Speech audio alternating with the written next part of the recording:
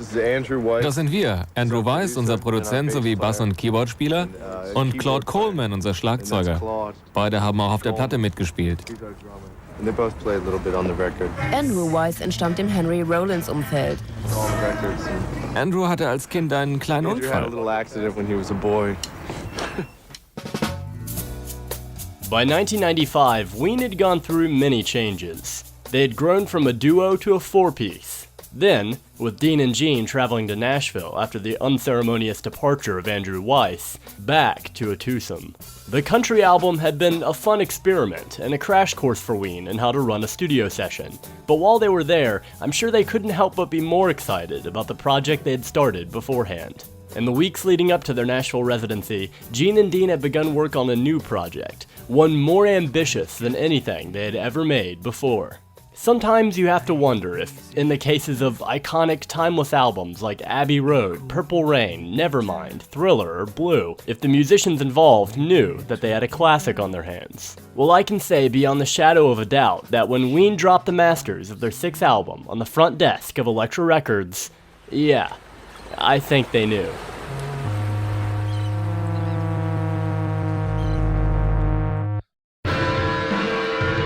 Oh, we're Ween. What's a Ween? We're a band, you know. Out of nowhere, out of the total musical vacuum, out of total darkness, comes one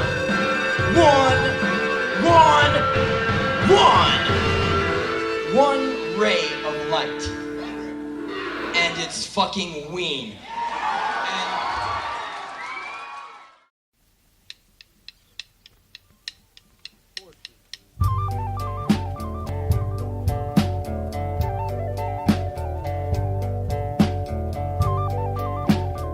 Before I dive into the recording of Ween's sixth album, I'd like to thank author Drew Fortune for his article, Ween's the Mollusk Turns 20, an oral history by Mickey Melchiondo. This interview with Dean Ween himself is the best primary source for information about this era of Ween history, and this video would be impossible without it.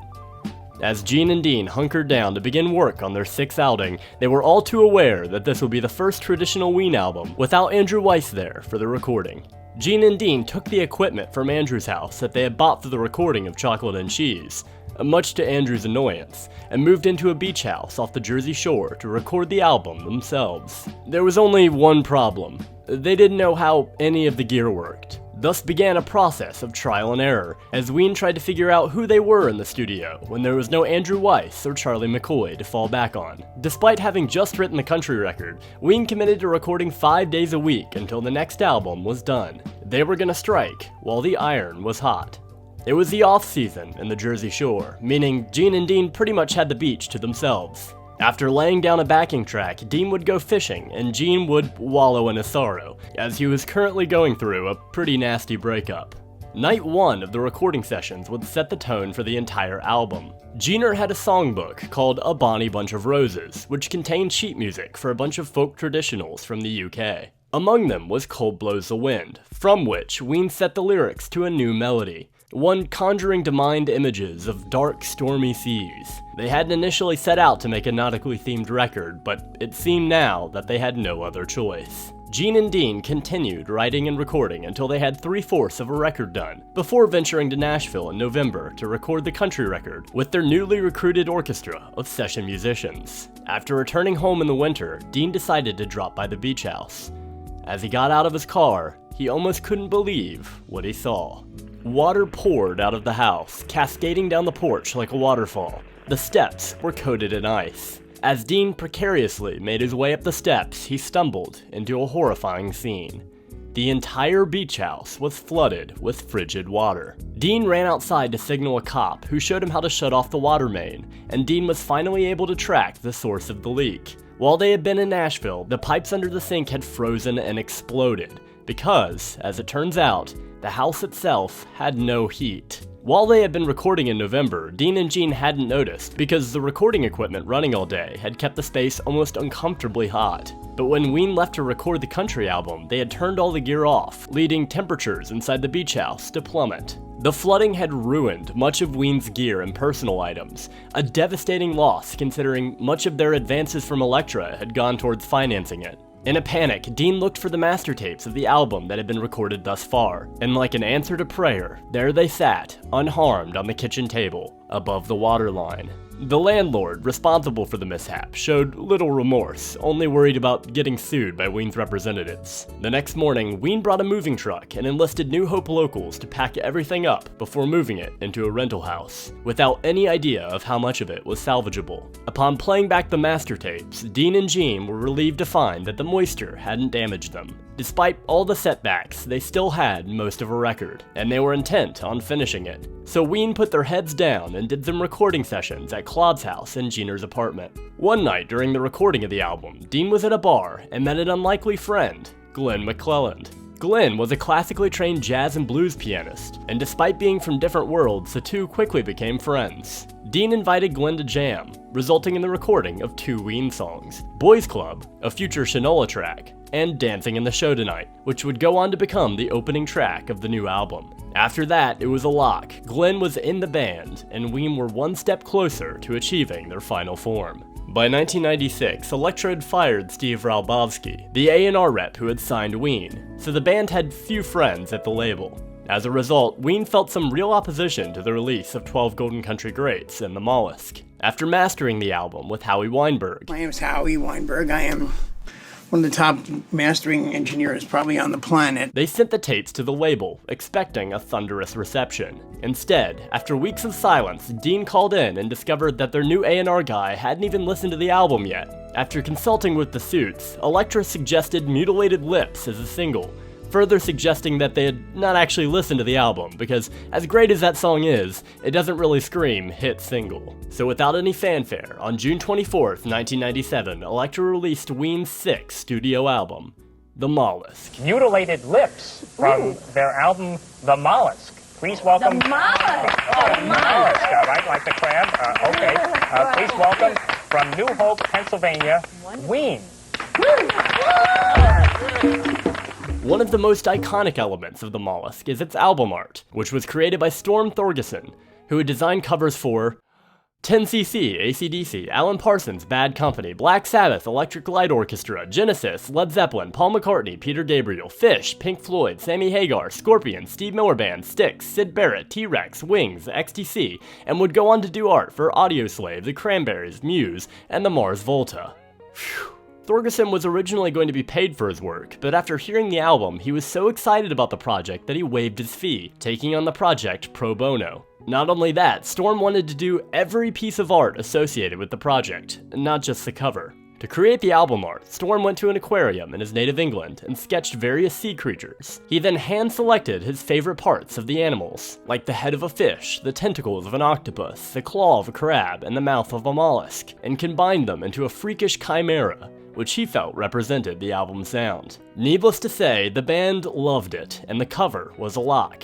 The Mollusk continued to be one of Thorgerson's favorite projects, despite his laundry list of accomplishments. After a gig in London, Ween finally met with Storm, who was both love-drunk and drunk, sprouting praise and planting kisses on the Ween brothers, saying, quote, "You guys are the band. You're the rightful heirs to Floyd and Zeppelin." High praise, indeed. You're watching Wah Wah, live from New Hope, Pennsylvania, United States of America.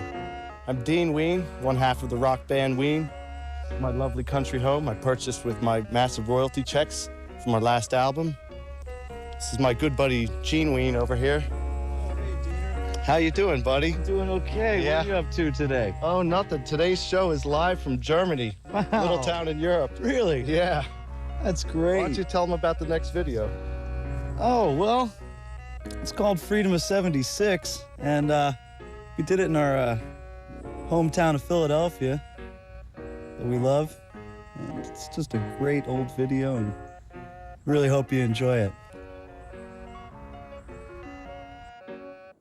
The Mollusk begins with I'm Dancing in the Show Tonight, a jaunty show tune, which is almost a one-for-one cover of 50s novelty song Are My Ears On Straight. The song features trippy vocals that transition from Jeaner's low and high voice, as well as Glenn's 2-year-old son, Charlie.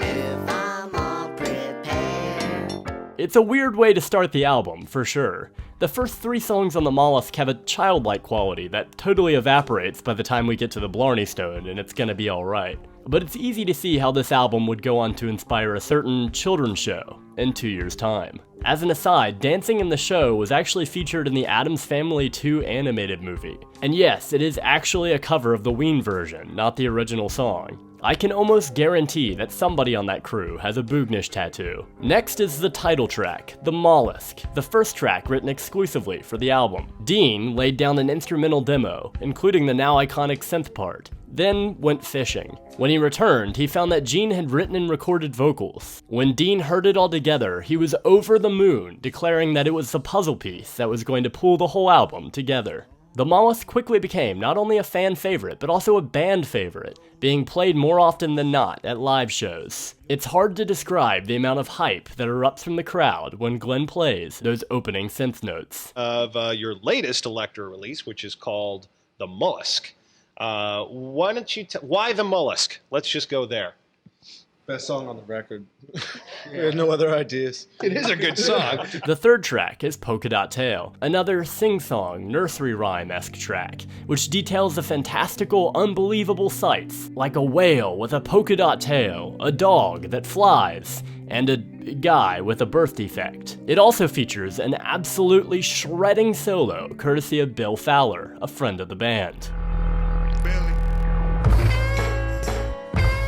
I'll Be Your Johnny on the Spot is an electro-punk track with an all-timer Diener solo. The song's signature guitar tone was achieved with a ring modulator that broke after recording the track. All good things must come to an end, but for 2 minutes, you too can experience pure guitar heaven on Earth. Next is Mutilated Lips, a trippy psych folk number written almost entirely by Diener. To achieve the intimate muted sound of the percussion track, Claude played the kit with his hands, something that he still does live. The solo section of the song is one of my favorite moments of psychedelic bliss in the entire Ween catalog, as Diener makes his guitar gently weep over Glenn's theremin-esque synth line. At release, Mutilated Lips was the only single for the album, a frankly baffling choice, but one that would be quickly remedied. It's Gonna Be Alright is a beautiful, melancholic ballad about trying to get perspective during a breakup, written about the actual breakup Diener was currently going through during the recording of The Mollusk.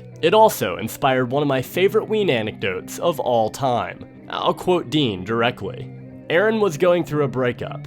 Oh, here's a great story. The night we did that song, we were down at the shore for our 5-day trip, and he was going through this breakup back home. His heart just wasn't in it. The song came about during that 5-day stay. I could see he was hurting really bad, and I said, I know you're hurting, so here's what we're gonna do. We're gonna drive to Atlantic City, which is about an hour from the end of the island. We're each gonna put in $500 cash. We're gonna walk in the sands and put it all in black on roulette.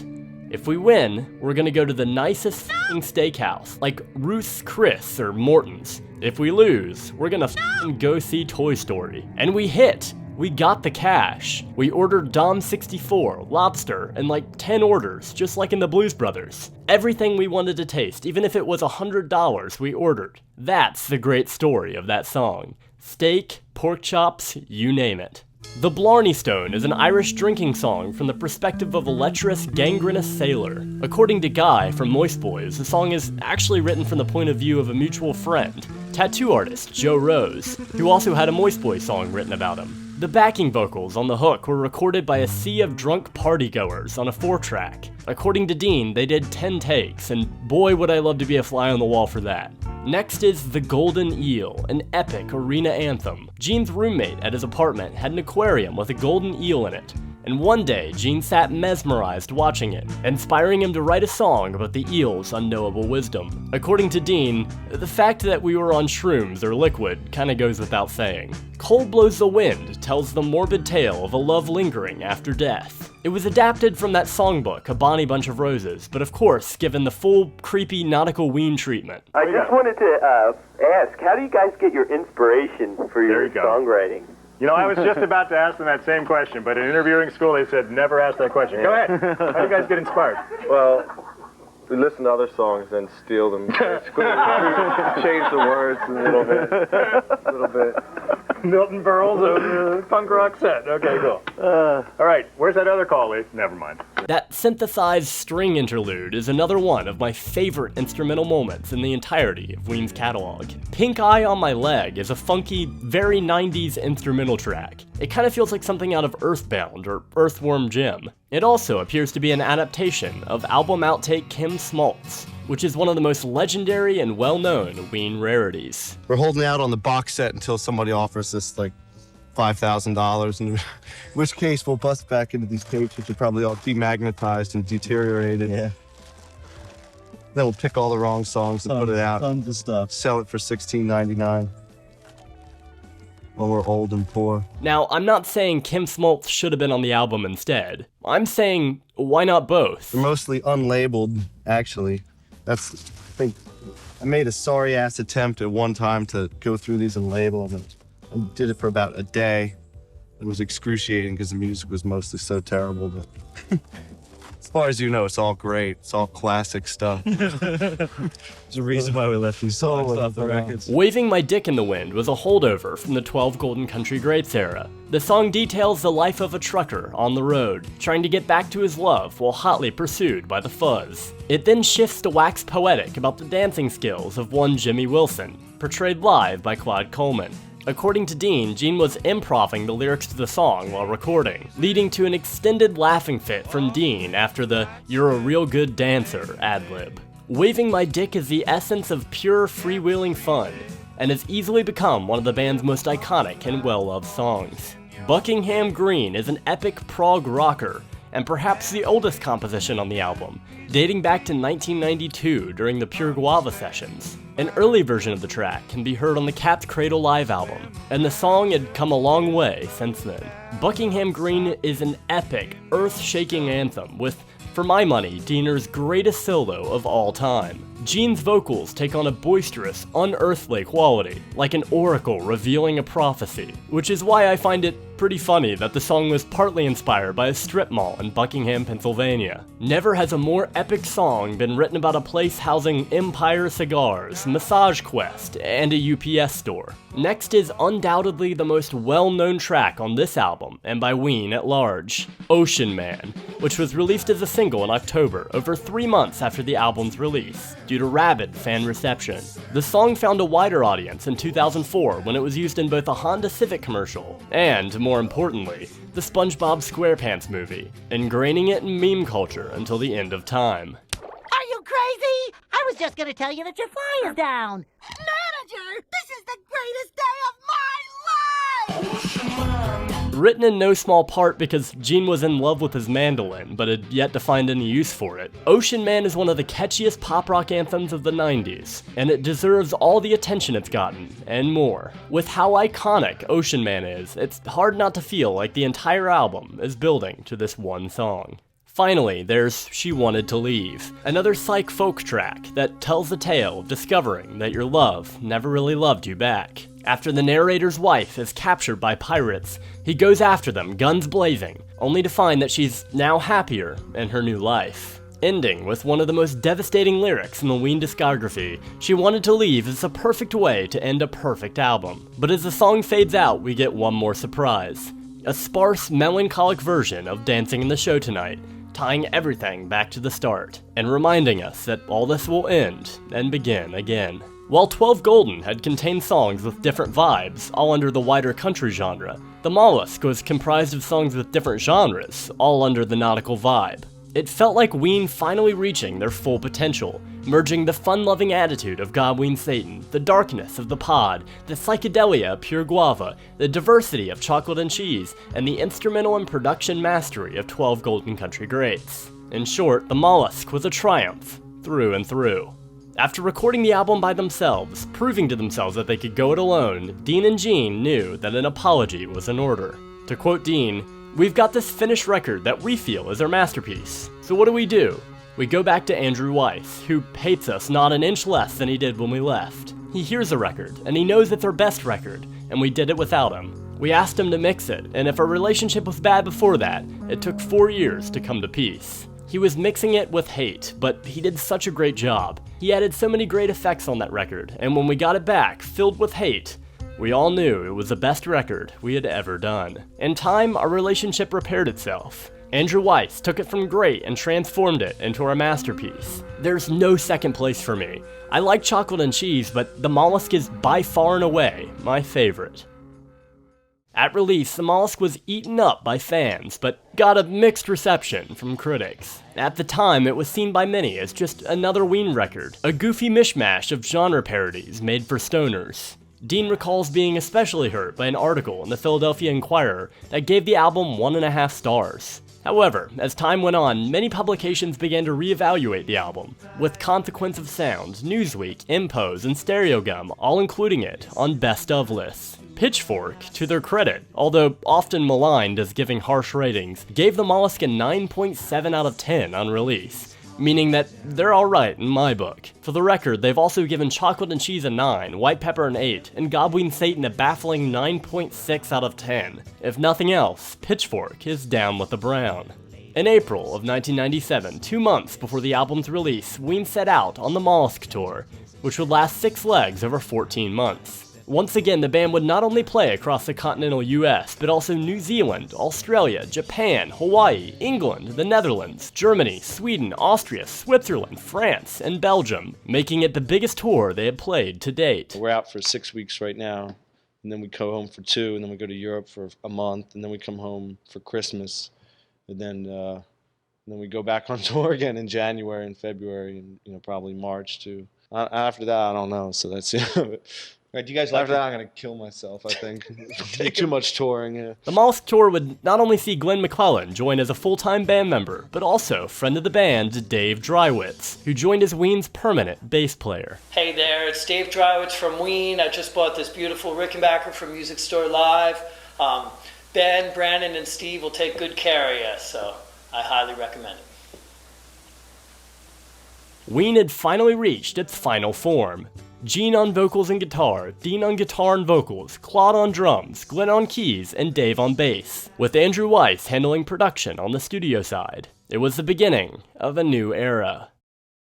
Despite the songwriting and production mastery of songs like The Golden Eel, Ocean Man, She Wanted to Leave, and Buckingham Green, the silliness of tracks like The Blarney Stone and Waving My Dick in the Wind were still a hang-up for critics and listeners alike. Add to that the fact that Gene and Dean were disappointed by the lack of support from Elektra, believing the label saw them as nothing more than a novelty act, and you can begin to see where Ween's head was at going into their next studio album. It would prove to be a departure in many ways, and a dividing line for many fans at the time, but also an introduction for many new listeners. As Ween began to compose their next record, they realized it was time to get real. It was time to sit down and tell their fans, even if you don't come with us, this is exactly where we're at.